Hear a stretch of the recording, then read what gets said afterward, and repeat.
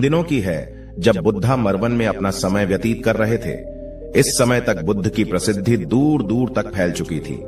बहुत दूर दूर से लोग अपनी चिंताओं और परेशानियों का समाधान हेतु बुद्ध के पास आते थे। ऐसे ही एक दिन जब बुद्धा मरवन में अपने शिष्यों को प्रवचन दे रहे थे, तभी एक अधेड़ उम्र का व्यक्ति अपने नौजवान पुत्र को अपने साथ लिए बुद्ध की तरफ चला आ रहा था। जब यह प्रवचन स्थल के पास पहुंच गए तो बुद्ध ने एक नजर उन पर डाली और इशारे से बैठने के लिए कहा। जब प्रवचन समाप्त हो गए और सभी लोग वहां से चले गए तो बुद्ध ने उस व्यक्ति को अपने पास बुलाया और बैठने के लिए कहा। वहां चारों तरफ हरियाली छाई हुई थी। मौसम बहुत सुहाना था और तरह तरह के पक्षियों की आवाजें गूंज रही थीं।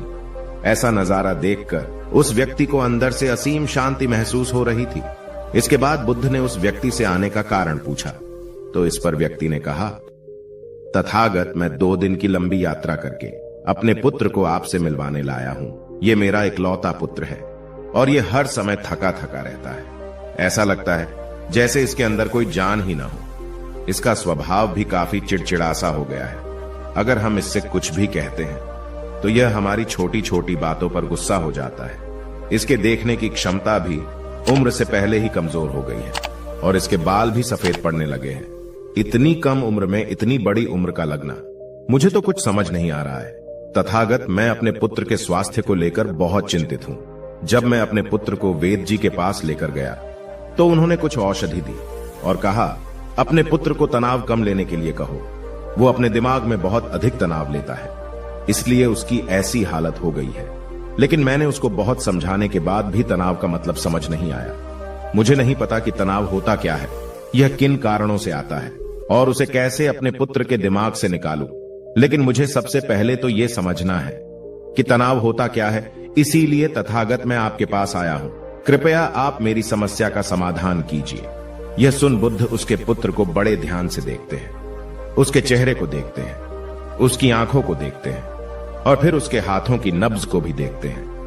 यह सारी विधि करने के पश्चात बुद्ध उस व्यक्ति से कहते हैं कि तनाव लेना तो कोई नहीं चाहता, लेकिन फिर भी यह तनाव लोगों के दिमाग को दीमक की तरह पकड़ लेता है और व्यक्ति जान भी नहीं पाता है कि वह तनाव में जी रहा है। लेकिन अगर व्यक्ति तनाव के कारणों को अच्छे से समझ लेता है और तनाव के बारे में कोई ऐसा पैमाना बना लेता है जिससे वह जान सके कि वह कितने तनाव में है, तो वह इस समस्या का समाधान भी खोज सकता है। सबसे पहले तो तुम ये समझो कि तनाव होता क्या है। जब भी कोई व्यक्ति कोई काम कर रहा होता है लेकिन उसका मन कहीं दूर भटक रहा होता है, कल्पनाओं में होता है, तो उसके शरीर और मन के बीच एक दूरी पैदा हो जाती है। यह दूरी जितनी अधिक होगी, व्यक्ति उतनी ही ज्यादा बेहोशी की अवस्था में होता है और शरीर व मन के बीच की इसी दूरी और खिंचाव को तनाव कहा जाता है। आखिर कोई पसंदीदा खेल खेलने के बाद व्यक्ति चुस्ती और प्रसन्नता से क्यों भर जाता है, जबकि उसने तो अपने शरीर को थकाया है। लेकिन समझने वाली बात यह है कि खेलते समय मन और शरीर एक साथ पूरी तरह से उस खेल में केंद्रित होते हैं, जिससे शरीर और मन के बीच दूरी पैदा नहीं होती और कोई तनाव पैदा नहीं होता। और अगर दिमाग में कोई तनाव था तो वो भी दूर हो जाता है। लेकिन इसके विपरीत, जब हम कोई ऐसा काम करते हैं जो हमें पसंद नहीं है, तो हमारा शरीर तो उस काम को कर रहा होता है, लेकिन हमारा मन कहीं दूर कल्पनाओं में भटक रहा होता है, जिससे शरीर और मन के बीच एक दूरी पैदा हो गई और तनाव ने जन्म ले लिया। इसीलिए व्यक्ति को एक समय पर सिर्फ एक ही काम करना चाहिए और अपने तन और मन की सारी शक्ति उसी एक काम पर लगा देनी चाहिए, जिससे व्यक्ति के अंदर तनाव पैदा ही ना हो। इसके बाद बुद्ध ने कहा, तनाव पैदा होने के मुख्य 8 कारण होते हैं और जिसने इन कारणों को समझ लिया वो जीवन भर तनाव मुक्त रह सकता है। मुख्य कारणों में सबसे पहला कारण है अति महत्वाकांक्षी होना। महत्वाकांक्षी होना अच्छी बात है, लेकिन क्या कभी आपने इस बात पर ध्यान दिया है कि इंसान के लक्ष्य कभी पूरे ही नहीं होते हैं। उसका एक लक्ष्य पूरा हुआ नहीं कि वह दूसरे की तरफ भागने लगता है, दूसरा पूरा हुआ तो तीसरे की तरफ, और इस तरीके से वो अपने लक्ष्यों को पाने के लिए जिंदगी भर गोल गोल घूमता रहता है। इसीलिए जो व्यक्ति अति महत्वाकांक्षी होता है, जिसने बड़े बड़े लक्ष्य बनाए होते हैं, वह वर्तमान में कभी रह नहीं पाता है। उसका मन सदैव भविष्य की योजनाएं बनाने में ही व्यस्त रहता है। उसका शरीर तो वर्तमान में रहता है, लेकिन मन भविष्य में ही रहता है। जिससे मन और शरीर के बीच दूरी पैदा हो जाती है और वह तनाव भरी जिंदगी जीने लगता है। बुद्ध के मुंह से यह बात सुन उस लड़के ने कहा, है बुद्ध, तो फिर इसका मतलब है कि हमें लक्ष्य नहीं बनाना चाहिए, क्योंकि लक्ष्य बनाना भी तो महत्वाकांक्षा ही है। इस पर बुद्ध ने कहा, जीवन में लक्ष्य बनाना कोई गलत बात नहीं है, लेकिन समस्या तब उत्पन्न होती है जब वो अपना पूरा ध्यान उस लक्ष्य से मिलने वाले परिणाम पर ही लगा देते हैं और उसके परिणाम की चिंता करते रहते हैं। व्यक्ति को वर्तमान में जीना आना चाहिए। आप लक्ष्य बनाइए और उस लक्ष्य की प्राप्ति के लिए कड़ी मेहनत करिए, लेकिन साथ ही साथ आपको इस बात का भी ज्ञान होना चाहिए कि आप अभी वर्तमान में जी रहे हैं और वर्तमान ही सत्य है। बुद्ध ने आगे कहा, तनाव का दूसरा सबसे बड़ा कारण है ईर्ष्या करना है। जब व्यक्ति ईर्ष्या और जलन से भर जाता है तो उसका मन अंदर से सड़ने लगता है। ईर्ष्या एक आंतरिक घाव है। आंतरिक घाव यानी मन का घाव। व्यक्ति के शरीर का घाव तो भर सकता है, लेकिन मन का घाव कभी नहीं भर सकता। इसीलिए व्यक्ति को दूसरे की खुशी और तरक्की से कभी ईर्ष्या नहीं करनी चाहिए, क्योंकि ईर्ष्या तनाव का कारण है। इसके बाद बुद्ध ने तनाव का तीसरा कारण बताते हुए कहा कि आरुषिपूर्ण काम न करना, इससे भी मन में तनाव पैदा होता है। जो काम करना हमें पसंद ही नहीं है, जिस काम में हमारी रुचि ही नहीं है, उस काम में हमारा मन लग ही नहीं पाएगा। हमारा शरीर तो वहीं बैठा रहेगा, लेकिन हमारा मन कल्पनाओं की उड़ान भरेगा, जिससे शरीर और मन के बीच दूरी पैदा हो जाती है और व्यक्ति तनावग्रस्त हो जाता है। इसीलिए इंसान को हमेशा अपनी रुचि के अनुसार ही कार्य करना चाहिए। अगर व्यक्ति ने यह पता कर लिया कि उसे कौन सा काम करना पसंद है और वो उसी काम को अपने जीवन का लक्ष्य बना लेता है, तो फिर वो काम उसके लिए काम नहीं बल्कि एक खेल बन जाता है। फिर बुद्ध ने कहा, तनाव का चौथा कारण होता है किसी दूसरे से अच्छा रखना। बुद्ध ने उस व्यक्ति की ओर इशारा करते हुए कहा, एक पिता होने के नाते तुम्हारी अपने पुत्र से बहुत सी अपेक्षाएं होगी कि तुम्हारा पुत्र एक बहुत ही कामयाब इंसान बने, तुम्हारा नाम रोशन करे, जैसा तुम चाहते हो उस तरह का जीवन जिए, तुम्हारी हर बात माने। लेकिन क्या आज तक कभी किसी की सारी अपेक्षाएं पूरी हुई है? जब भी कोई व्यक्ति किसी दूसरे से कोई अपेक्षा रखने लगता है तो वो अनजाने में अपने लिए तनाव पैदा करने लगता है। जरा सोचो कि अगर तुम्हारा बेटा तुम्हारे अनुसार काम नहीं कर रहा है और वो नहीं बन पा रहा है जो तुम उसे बनाना चाहते हो, तो निश्चित रूप से तुम्हारे दिमाग को तनाव तुम्हें पकड़ लेगा। तुम तनाव से भरा जीवन जीना शुरू कर दोगे और इस तनाव के बस में आकर तुम ऐसा व्यवहार करोगे, ऐसी बातें करोगे कि तुम्हारा अपने पुत्र के साथ संबंध और भी खराब होता चला जाएगा। इसीलिए व्यक्ति को जितना हो सके उतनी कम अपेक्षाएं दूसरों से रखनी चाहिए, और अगर पूरी तरह से तनाव मुक्त रहना है तो दूसरों से अपेक्षा रखना ही बंद कर दो। इसके बाद बुद्ध ने कहा कि शारीरिक कष्ट भी इंसान के तनाव का एक कारण होता है।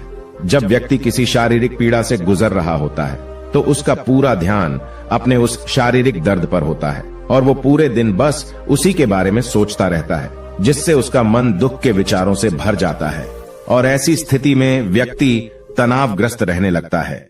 यह सुन उस व्यक्ति ने कहा कि हे बुद्ध, शारीरिक दुख तो किसी भी व्यक्ति को हो सकता है, तो फिर क्या हुआ? व्यक्ति जीवन भर तनाव में ही जिएगा? इसका जवाब देते हुए बुद्ध ने कहा कि इंसान को यह बात समझनी चाहिए कि हमारा जीवन दुखों का आधार है। जैसे जैसे हमारा जीवन आगे बढ़ता है, इसमें दुख आते हैं, बीमारियां आती है और फिर अंत में मृत्यु भी आती है। तो बीमारियां इंसान के जीवन का अभिन्न अंग है, कोई इनसे बच नहीं सकता। बस किसी किसी के जीवन में यह समय से पहले आ जाती है तो किसी के बाद में आती है। जब इंसान का मन इस बात को अच्छे से समझ लेगा तो फिर वह अपनी बीमारी के बारे में सोच सोच कर ज्यादा तनाव नहीं लेगा, क्योंकि यह हमारे जीवन का अभिन्न हिस्सा है और इसके लिए व्यक्ति को शारीरिक रूप से भी अभ्यास करते रहना चाहिए। अपने जीवन में व्यायाम और स्वस्थ जीवन शैली को भी जगह देनी चाहिए ताकि उसका शरीर लंबे समय तक निरोगी रहकर सही से काम कर सकें। तनाव का अगला कारण होता है अपनी योजनाओं को समझने के लिए समय न देना। कुछ लोगों के दिमाग में कोई विचार आया ही नहीं कि वो बिना सोचे समझे उस पर काम करना शुरू कर देते हैं, और जब उस काम में उन्हें असफलता मिलती है तो वह तनाव से भर जाते हैं, क्योंकि उन्होंने उस काम को शुरू करने से पहले उसके बारे में पूरी जानकारी इकट्ठा नहीं की थी। इंसान को कोई भी काम शुरू करने से पहले उसके अच्छे और बुरे परिणामों के बारे में ठीक से सोच विचार कर लेना चाहिए। इंसान को इस बारे में भी सोच लेना चाहिए कि अगर ये योजना सफल नहीं हुई तो फिर इसके बाद मैं क्या करूंगा? इसलिए व्यक्ति को अपनी योजनाओं को ठीक से समझने के लिए पूरा समय देना चाहिए, ताकि बाद में उस योजना की वजह से तनाव पैदा ना हो। तनाव का 7वां सबसे बड़ा कारण है टाल मटोल करना, आज के काम को कल पर टालना। आप लोगों ने यह कहावत तो सुनी होगी कि आलस्य इंसान के शरीर का सबसे बड़ा शत्रु है। इंसान आलस्य की वजह से आज के काम को कल के लिए टाल देता है और फिर काम को टालना उसकी आदत बन जाती है। काम को कल पर टालने वाले व्यक्ति का काम कभी भी समय पर पूरा नहीं हो पाता है, और अगर किसी तरह से पूरा हो भी जाता है तो वह उतना अच्छा नहीं हो पाता है जितना अच्छा उसे किया जा सकता था, और फिर यह बात व्यक्ति के अंदर तनाव पैदा करती है। लेकिन काम को टालना या काम को एकदम अंत समय पर करना एक आदत है, इसीलिए व्यक्ति ना चाहते हुए भी बार बार अपनी इस आदत का शिकार बन जाता है और काम को टालता रहता है। और फिर जब काम की समय सीमा पास आ जाती है तो वह तनाव से भरकर काम को पूरा करने का प्रयास करता है। इसीलिए तनाव मुक्त रहने के लिए व्यक्ति को काम को टालने की आदत छोड़नी पड़ेगी, और यह तभी संभव है जब व्यक्ति काम को समय से पहले खत्म करने का निश्चय करे। सबसे आखिरी और सबसे प्रमुख कारण जो तनाव का होता है वो है ज्यादा सोचना। लगातार सोचते रहना भी एक बीमारी है, और यह उस व्यक्ति में सबसे ज्यादा पाई जाती है जो सिर्फ कल्पनाएं करता है, जो अतीत की घटनाओं और भविष्य की बातों के बारे में सोचता रहता है, जो बेवजह के अनुमान लगाता रहता है। इसीलिए व्यक्ति को ज्यादा सोचने की आदत पर लगाम लगाना चाहिए। इसके लिए जितना हो सके खुद को काम में व्यस्त रखना चाहिए, और हर दिन ध्यान का अभ्यास करने को अपने जीवन का हिस्सा बना लेना चाहिए। बुद्ध के मुंह से यह सारी बातें सुनकर उस व्यक्ति ने हाथ जोड़कर कहा, बुद्ध, मेरा पुत्र तो अभी मात्र 20 वर्ष का ही है, और इसमें अभी इतनी समझ भी नहीं है कि यह आपकी बताई सारी बातों का एक साथ पालन कर सकें। आप कृपया करके तनाव मुक्त रहने का कोई आसान सा तरीका बता दें, जिससे मेरा बेटा उसका अनुसरण भी कर सके और तनाव मुक्त भी रह सके। उस व्यक्ति की यह प्रार्थना सुन बुद्ध ने कुछ सोचते हुए जवाब दिया, अगर तुम इतनी सारी बातों का पालन नहीं कर सकते हैं तो इसके लिए एक बहुत ही आसान विधि है। तुम एक बार मैं एक काम को करने पर ध्यान लगाओ। जो भी काम कर रहे हो उस समय पर सिर्फ उसी काम को करो, सिर्फ उस पर ही अपना पूरा ध्यान लगाओ। और अगर तुम्हारा मन इधर उधर भटक जाता है तो जैसे ही तुम्हें याद आए उसे वापस फिर उसी काम में लगा दो। यह सबसे आसान और अच्छा तरीका है तनाव मुक्त रहने का। जब तुम भोजन करो तो उस समय सिर्फ भोजन ही करो, उसके पूरे स्वाद का आनंद लो, उसका अनुभव करो। जब चलो तब अपना